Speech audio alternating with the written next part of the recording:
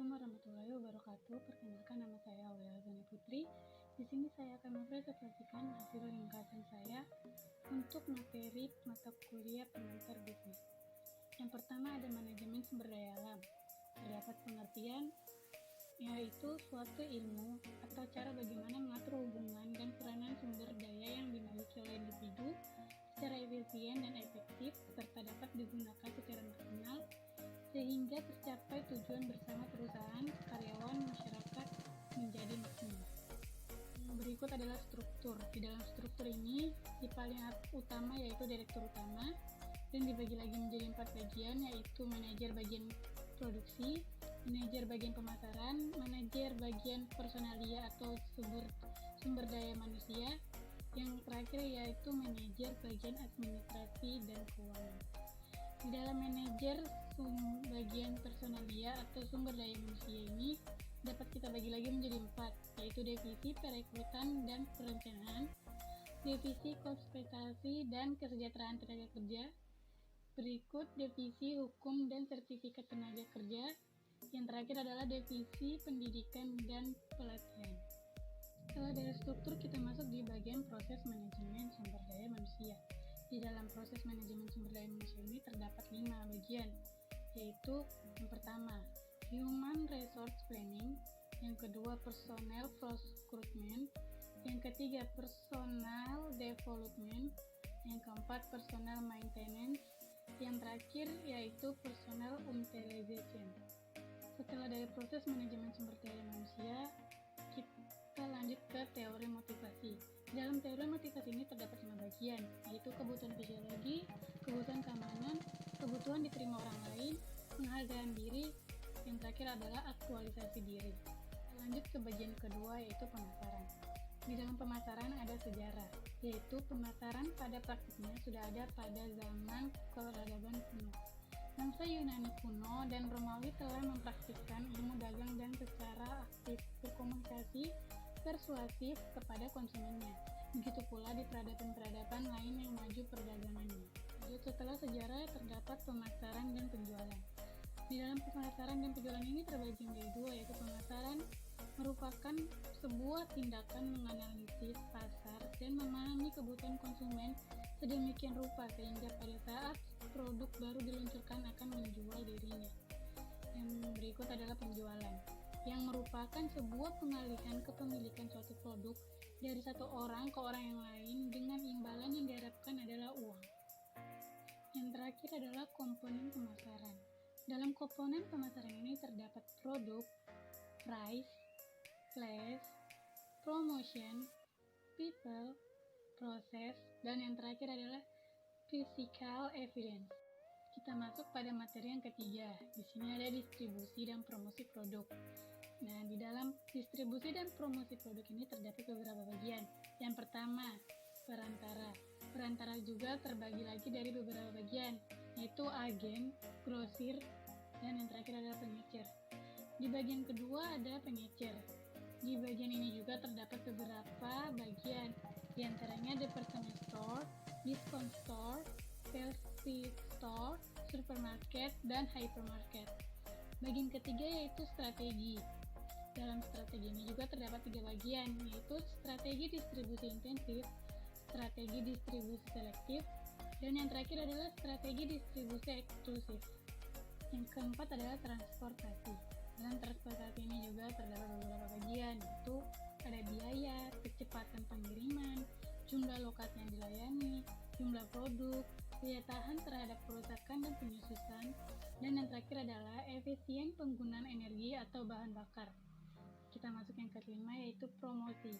Dalam promosi ini terdapat beberapa bagian, yaitu iklan, personal selling, public relation, publisitas, promosi penjualan, dan yang terakhir adalah promosi dari mulut ke mulut. Pada materi yang keempat yaitu memproduksi barang dan jasa. Nah, apa arti dari produksi pada dewasa ini? Produksi merupakan kegiatan menghasilkan barang maupun jasa atau kegiatan menambah nilai kegunaan atau manfaat suatu barang. Itu adalah menciptakan nilai melalui produksi. Di dalam ini terdapat beberapa bagian, yaitu pertama, pastikan pastikan bahwa produk yang dibuat adalah produk utama dan akan terus berlangsung. Yang kedua adalah pastikan bahwa produk yang dibuat telah melalui uji kelayakan jual. Yang ketiga, pastikan produk yang dibuat memiliki segmen pasar yang jelas dan terarah. Yang terakhir adalah memiliki perhitungan untung rugi yang terukur. Selanjutnya yaitu perencanaan operasi. Perencanaan operasi dapat diklasifikasikan menjadi dua metode, yaitu yang pertama adalah metode kualitatif. Dalam metode kualitatif terdapat 3 unsur, yaitu rasio, persediaan, konsensus manajemen, dan yang terakhir adalah grafik. Metode yang kedua yaitu metode kuantitatif. Terdapat beberapa unsur, yaitu heuristik, model matematik, dan yang terakhir adalah simulasi. Yang berikut adalah penjadwalan operasi. Melaksanakan pekerjaan secara efektif dan efisien agar tujuan tercapai adalah yang diinginkan. Berikut adalah pengendalian operasi. Dalam pengendalian operasi terdapat 3 bagian. Yang pertama adalah membuat dan memelihara prosedur terdokumentasi untuk menangani situasi di mana ketiadaannya dapat menyebabkan deviasi dari kebijakan dan tujuan dan sasaran lingkungan. Yang kedua yaitu menetapkan kriteria operasi dalam prosedur.